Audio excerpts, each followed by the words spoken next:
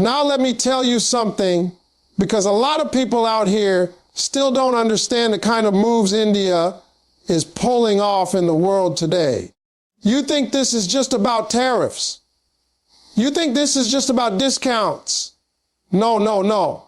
This is about a nation showing the world that it knows its worth, that it knows its power, and that it's ready to sit at the big table without waiting for anyone to give them permission.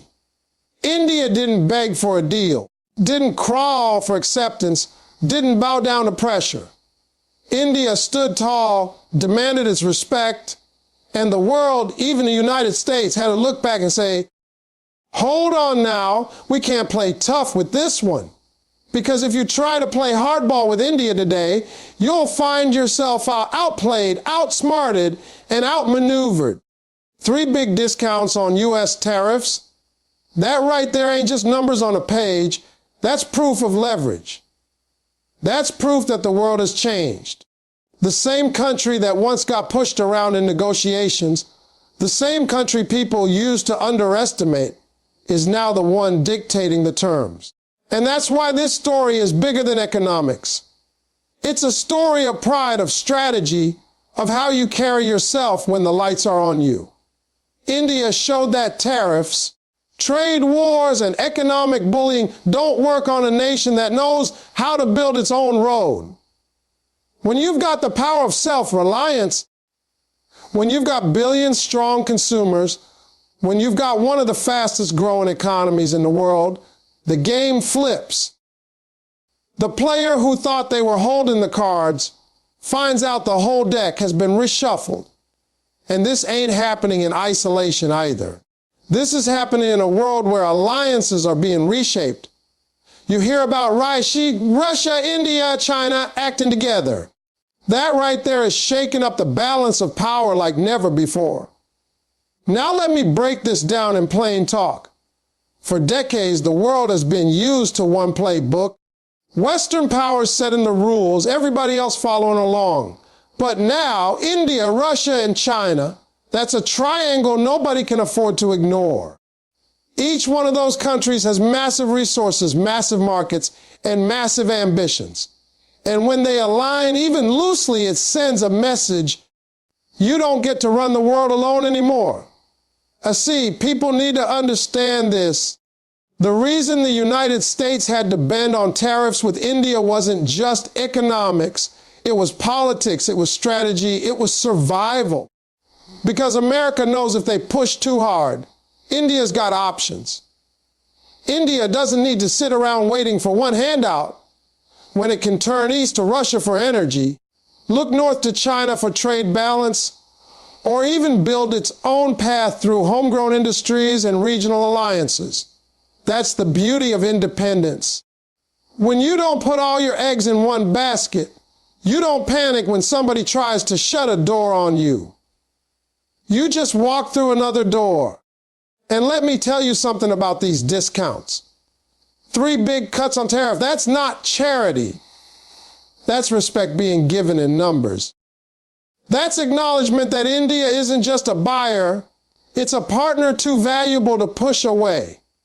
When you've got over 1 billion people, you're not knocking on the store's door, you are the store. You are the marketplace everybody wants in on. And America knows if they price themselves out, somebody else will happily fill that spot. You think Russia won't. You think China won't. Shoot, the whole of Asia is ready to move in. That's why these tariff cuts matter so much. They're symbolic of how much leverage India holds today. But let's keep it real. This didn't just fall out of the sky. India earned this through years of economic reforms, through pushing Make in India, through building one of the world's fastest growing middle classes, through standing firm in diplomacy. India played the long game. And now, when it sits across the table from Washington or Moscow or Beijing, it doesn't sit there nervous or desperate. It sits there confident because it knows it's got what the world needs: technology markets, skilled labor, defense cooperation, energy demand, and political influence. And that right there is why the RIC angle is so important. See, a lot of folks think India, Russia, and China can't work together because they got differences. Sure, they got rivalries, they got disputes. But here's the truth, when the bigger picture shows up, when they realize the old Western dominated system isn't built for them, they know they gotta at least act together. That triangle doesn't need to be perfect. It just needs to be functional enough to scare the rest of the world into realizing they don't control the whole board anymore. Think about it. Russia brings the energy, the military strength, the raw resources. China brings the manufacturing might, the exports, the infrastructure power. India brings the democracy, the talent pool, the tech sector, and the booming consumer base. Together, that's a trifecta of influence that can challenge any global power. And America knows this. That's why they can't afford to alienate India. Because if India leans too far toward Russia and China, the balance shifts overnight. The U.S. knows it needs India as much as India ever needed them, maybe more. So when you hear 3 discounts on U.S. tariffs, don't think small. Don't think it's just a trade line. That's a warning shot. That's a statement that says, we respect India's role in this game. And you know what makes it so powerful? India didn't have to shout, didn't have to throw tantrums. India just stood firm, played the patience card, and waited for the world to recognize reality. That's strength. That's what happens when you know your value. Because let me tell you, in life and in global politics, the moment you realize you don't need validation, that's when validation chases you. Now, there's another piece to this people need to grasp. These tariff discounts also mean the U.S. is trying to keep India close. They know the world is splitting into new camps. BRIS, SCO, all these groupings where India is at the center. And if India decides to fully commit to those, Western dominance takes a major blow. So what do? They start cutting tariffs, making concessions, offering friendship. That's politics. That's strategy. But it's also proof that India ain't begging. India is being courted. And you know what? This ain't just about governments. This is about the people too. Because when tariffs get cut, it means cheaper access, better trade flow, more opportunities for businesses, more jobs, more exports. It's a chain reaction. Every discount trickles down in some way, and it reinforces the reality that India's economy is too important to block. You can't box it out anymore. You can't put up walls against it. All you can do is try to negotiate, try to stay in the game, because walking away would mean losing access to one of the biggest markets on earth. So let's connect the dots. America cuts tariffs on India. Why? Because they know if they don't, India has Russia waiting with oil, with defense deals, with energy pipelines. They know China's sitting there, fighting its own battle with the U.S., but still a massive trading partner with India. They know if India strengthens its ties with both, then the global chessboard flips overnight.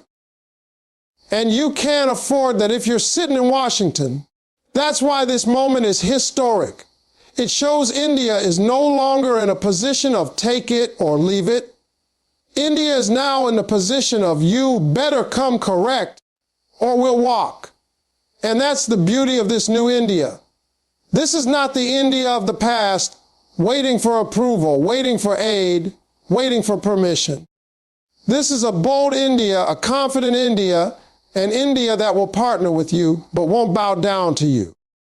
And that's why the Roxy alignment matters too, because it gives India more options, more leverage, more pathways to growth without depending on anyone's approval. That independence, that's the scariest thing to old powers. They built their dominance on everyone needing them. But now, the script is flipped. India doesn't need, it chooses. And when you have the power to choose, you hold the upper hand. So don't just look at this as economics, look at it as a lesson. A lesson that shows how a country, or even a person, gets stronger when it invests in itself. when you stop begging for scraps and start building your own. When you play the long game, you turn every no into a maybe, every maybe into a yes, and every yes into a deal that works in your favor. That's exactly what India has done. And that's why these 3 tariff cuts mean the world, because they're not just discounts, they're receipts of respect. Now, let me break this down, because most folks are looking at the discount numbers, looking at those tariff percentages, and they're missing the bigger picture. Everybody's talking about how much India saved, how much cheaper trade is going to get, how American tariffs just got knocked down, but that's surface level. That's the scoreboard number at halftime. What people don't understand is the game plan behind it, the strategy, the way India is positioning itself, not to play by somebody else's rules anymore, but to start writing its own. And that right there is the real move. Because anybody can win a discount, anybody can negotiate a cut on taxes, but not everybody can take a global system that was built without them in mind and turn it into a stage where they're calling the shots. That's what India is doing. That's the power move. See, when you live your life letting somebody else write the rules, you're always at a disadvantage. You're playing on their field under their conditions by their standards. And that's what happened to so many nations for so long. The global trade system was set up by Western powers after the wars, after the Cold War, and everybody else was expected to follow. But here comes India saying, hold up, we got over 1 billion people, we got one of the fastest growing economies, we got talent, resources, innovation, and a rising middle class bigger than entire countries. You don't set the rules for us anymore. You don't tell us how we trade, who we trade with, or what price we accept. We're going to walk into these rooms with our own playbook. And if you don't like it, we'll take our business somewhere else. That's the energy India is carrying today. And that's why those tariff discounts don't mean what people think they mean. They don't mean America was generous. They mean America recognized that the system only works if India agrees to stay in it. And that's where alliances come in. Because India is smart enough to know that you don't stand strong in today's world by standing alone. No matter how big you are, no matter how much potential you've got, this world is interconnected. Trade routes, energy supply, defense cooperation, technology transfers, none of it exists in isolation. So India said, all right, we'll play with you, but we'll also play with Russia. We'll also play with China. We'll also play with Mauritius. We'll also build ties with Africa, Latin America, Southeast Asia. We're not locking ourselves into one camp anymore. And that is what gives India the power to write its own rules. Because when you've got multiple doors to walk through, nobody can lock you inside. When one partner threatens, you turn to another. When one country raises tariffs, you get discounts elsewhere. When one alliance looks shaky, you strengthen another. That flexibility, that freedom of movement, that's power. Think about RIC, Russia, India, China. People look at that trio and they shake their heads because they think, how can India and China cooperate when they've got border issues? How can India and Russia cooperate when America is pressuring sanctions? How does this make sense? But here's the genius. India doesn't need a perfect alliance. It needs leverage. And Rekshi gives it just that. Russia provides energy and military cooperation. China provides manufacturing and trade clout. India provides technology, democracy, and a market nobody else can match. Put all that together, and suddenly you've got an alternative pole of power in the world. Suddenly you've got an alliance that makes Washington, London, and Brussels realize they can't dictate terms so easily anymore. And India, right at the center of that triangle, is the swing player.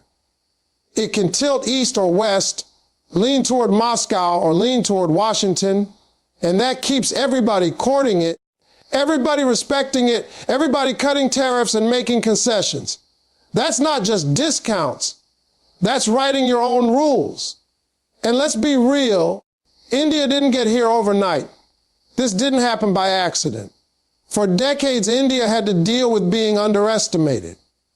People saw poverty, people saw bureaucracy, people saw a country trying to modernize but weighed down by its past. But while they were laughing, while they were doubting, India was building IT hubs, building satellites, building pharmaceutical industries, building roads, ports, highways, airports, building an economy that can't be ignored anymore. And now when India sits down at the table, it doesn't come with a begging bowl, it comes with options. That's the key word, options. When you've got options, nobody can dictate to you. And India's options come from its alliances. America offers deals because they don't want to lose India. Russia offers energy because they want to keep India close. China offers trade partnerships because they know India's market is the prize. And India sits back, looks at all of them and says, we'll take what works for us and leave what doesn't. That's self-respect in action. You want to know the difference between playing the game and writing the rules. Playing the game means you react. Writing the rules means you set the terms. India isn't just reacting to tariffs anymore. It's not begging, please lower this so we can trade. No, India is saying, if you want access to us, you better make it worth our while. That's the shift. And you only get to do that when you have alliances backing you up. Imagine if India had no ties to Russia, no ties to China, no role in BRICS, no influence in SEO, no friends in Africa or the Middle East. Then when America raises tariffs, India's hands would be tied. But because India cultivated those partnerships, when one door closed, another opened. That's the reason these discounts came down in the first place. The U.S. knew India had options, so the only way to stay in the game was to bend. That's leverage turned into policy. And what makes it even more powerful is that India isn't overplaying its hand. It's not running out there shouting, we're the boss now. No, it's moving steady, quiet, confident. It lets the results speak. It lets the world realize slowly that India isn't dependent anymore. It's interdependent by choice. And that subtle shift is rewriting global politics. Because once you stop being dependent and start being a chooser, you start shaping the environment around you. That's the art of writing your own rules. It's not about tearing down the old system. It's about bending it, reshaping it, molding it until it works in your favor. Now let's talk about the ripple effect. When India writes its own rules, it's not just for itself. Other nations are watching. Countries in Africa, in Southeast Asia, in Latin America, they see India refusing to be boxed in. They see India cutting its own deals, walking its own path, and still getting respect from the U.S., from Russia, from China. That's inspiring. That tells smaller nations that they too don't have to play submissive forever. They too can build options. They too can leverage alliances. They too can stand up and negotiate from strength. So India's move isn't just personal, it's historical. It changes the psychology of how nations see themselves in the world order. And don't miss this part, alliances aren't just governments shaking hands. They're also businesses, people, culture, education, technology transfers. When India strengthens ties with Russia, it's not just about oil, it's about space programs, defense technology, new trade routes. When India works with China, it's not just about trade, it's about competing in manufacturing, about learning efficiency, about building supply chains. When India deals with America, it's not just about tariffs. It's about Silicon Valley partnerships, about Indian talent driving global innovation, about cultural influence that spreads Bollywood, yoga, cuisine, and philosophy worldwide. These alliances are layered, they're complex, and that complexity is what gives India control. Because the more points of contact you have, the more indispensable you become. And when you're indispensable, you don't follow rules. You write them. So when people point at those tariff cuts, don't get distracted by the numbers. Look at the symbolism. Look at the fact that the U.S., a country that used to dictate trade terms to almost everyone, is now making concessions to keep India happy. That's not weakness, that's recognition. Recognition that India is too central to ignore, too powerful to alienate, too strategic to push away. And the only reason India is in that position is because it played the alliance game brilliantly. It refused to be boxed into one camp, refused to be a pawn, refused to be pressured into choosing sides. Instead, it chose itself. It said, we'll deal with all of you, but on our terms. And that's why I say, the discount ain't the move. The move is India shaping a world where it never again has to take what it's given. It takes what it decides.